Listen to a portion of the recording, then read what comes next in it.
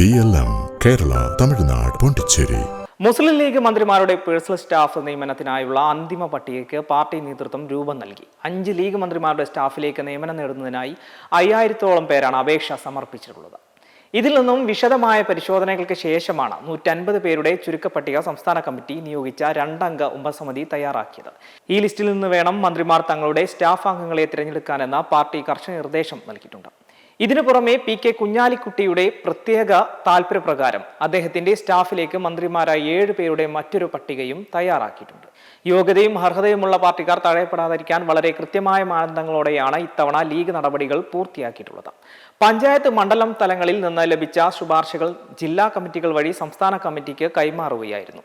തുടർന്ന് ഒരു പ്രൊഫഷണൽ ഏജൻസിയുടെ സഹായത്തോടെയാണ് 3 തവണ പുനഃപരിശോധിച്ച ശേഷമാണ് അന്തിമ ലിസ്റ്റ് തയ്യാറാക്കിയിട്ടുള്ളത്. പാർട്ടി സംസ്ഥാന ജനറൽ സെക്രട്ടറി PMA സലാം, മലപ്പുറം മണ്ഡലം പ്രസിഡന്റ് പാണക്കാട് റഷീദ് അലി ശിഹാബ് തങ്ങൾ എന്നിവർക്കായിരുന്നു ഇതിന്റെ മേൽനോട്ട ചുമതല. വിവിധ സർക്കാർ വകുപ്പുകളിൽ നിന്ന് ജനറൽ ഡെപ്യൂട്ടേഷൻ വ്യവസ്ഥയിൽ നിയമിക്കാവുന്ന ഉദ്യോഗസ്ഥരും ഈ 150 പേരുടെ പട്ടികയിലുണ്ട്. അതാത് വകുപ്പുകൾക്ക് കീഴിലുള്ള ജീവനക്കാരെ ഡെപ്യൂട്ടേഷനിൽ നിയമിക്കുമ്പോൾ പാർട്ടി സർവീസ് സംഘടനകളുടെ അഭിപ്രായം കൂടി തേടണമെന്ന നിർദ്ദേശമുണ്ട്. ഒരു മന്ത്രിക്ക് പരമാവധി 30 സ്റ്റാഫുകളെ വരെ നിയമിക്കാൻ അനുവാദമുണ്ടെങ്കിലും UDF-ലെ പൊതുധാരണയ്ക്ക് വിധേയമായിട്ടായിരിക്കും അന്തിമ എണ്ണം നിശ്ചയിക്കുക.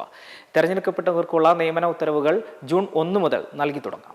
മെമ്പർമാരുടെ നിക്ഷേപങ്ങൾക്ക് ഉയർന്ന ലാഭവിഹിതം നൽകുന്ന കേന്ദ്ര സർക്കാർ സഹകരണ registered society Bharat Lajna multi state housing cooperative society limited.